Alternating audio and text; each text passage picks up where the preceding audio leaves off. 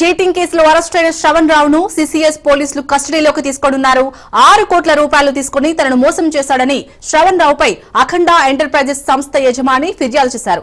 ఈ కేసులో అరెస్ట్ అయి జ్యుడిషియల్ రిమాండ్ లో ఉన్న శ్రవణ్ రావును కాసేపట్లో కస్టడీలోకి తీసుకోనున్నారు.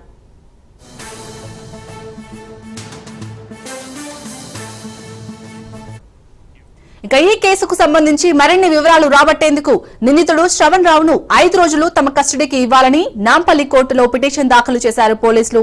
ఈ పిటిషన్ పై విచారణ చేపట్టిన నాంపల్లి కోర్టు కేవలం 1 రోజు మాత్రమే పోలీస్ కస్టడీకి ఇచ్చేందుకు అనుమతిచ్చింది. తిరిగి సాయంత్రం 5:30 నిందితుడిని కోర్టులో హాజరుపరచాలని పోలీసులను ఆదేశించింది. దీంతో చెంచల్గూడ జైల్లో ఉన్న శ్రవణ్ రావును పోలీసులు కస్టడీలోకి తీసుకుని ఇంట్రాగేట్ చేయనున్నారు. రైట్, ఇదే అంశానికి సంబంధించి పూర్తి డీటెయిల్స్ మా ప్రతినిధి రత్నకుమార్ అందిస్తారు. రత్నకుమార్, మోసం చేసిన కేసులో శ్రవణ్ రావును సిసిఎస్ పోలీసులు అరెస్ట్ చేశారు. ఇప్పటికే ఫోన్ ట్యాపింగ్ కేసులో A6 గా ఉన్నాడు శ్రవణ్ రావు.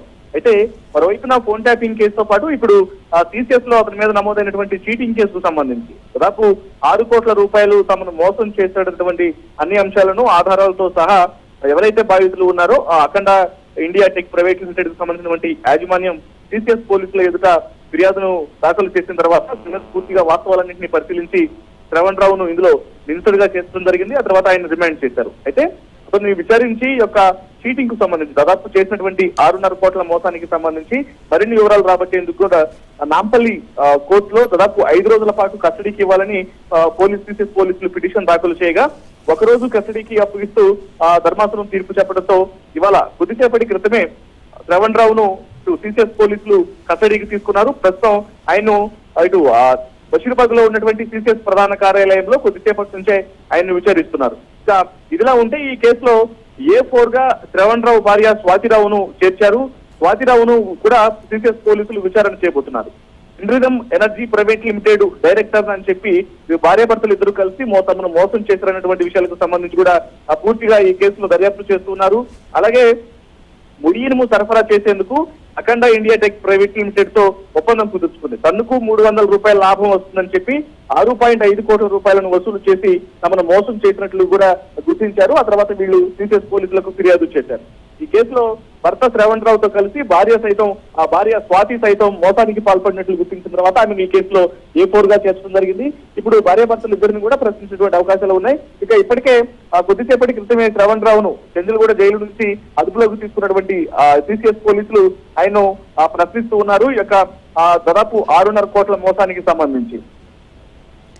అలాగే రత్నకుమార్, ఈ రోజు 1 రోజు మాత్రమే ఇతన్ని విచారిస్తున్నారు. మరి ఈ విచారణలో స్వాతిరావు అలాగే శ్రవణ్ రావు నుంచి ఎలాంటి కీలక విషయాలు బయటపడే అవకాశం ఉంది?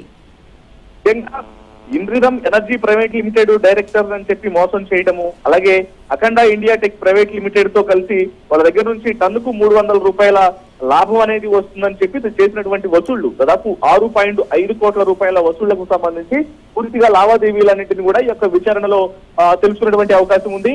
అలాగే ఆ భర్తతో కలిసి స్వాతిరావు యొక్క ప్రమేయం అనేది ఎంతవరకు ఉంది, ఆమె కేవలం ఆయన ఇచ్చినటువంటి డాక్యుమెంట్స్ మీద సైన్స్ చేయడం వరకే ఆమె బాధ్యత ఉందా, లేకపోతే ఈ కేసులో కీలకంగా ఇన్వాల్వ్ అయినటువంటి పరిస్థితి ఉందా, ఎంతవరకు ఆమె ప్రమేయం ఉందనేది కూడా సిసిఎస్ పోలీసులు రాబట్టేటువంటి అవకాశాలు ఉన్నాయి. ఎందుకంటే ఈ కేసులో ఆమెను కొన్ని ఆధారాలను పరిశీలించిన తర్వాత A4 గా చేర్చారు కాబట్టి వీళ్ళు చేసినటువంటి మోసాలకు సంబంధించి ఇప్పటి వరకు 6.5 కోట్ల రూపాయల మోసాలకు పాల్పడ్డట్లు తేల్చినటువంటి సిసిఎస్ పోలీసులు వీరితో పాటు ఇంకా ఎవరినైనా మోసాలకు పాల్పడ్డారా, లేకపోతే ఈ కేసులో వీరి యొక్క ఇన్వాల్వ్మెంట్ కు సంబంధించి ఎంతవరకు ప్రమేయం ఉందనే అన్ని అంశాలను కూడా ఈ విషయాలన్నింటినీ ఇప్పుడు విచారణలో రాబోయేటువంటి అవకాశాలు ఉంటాయి.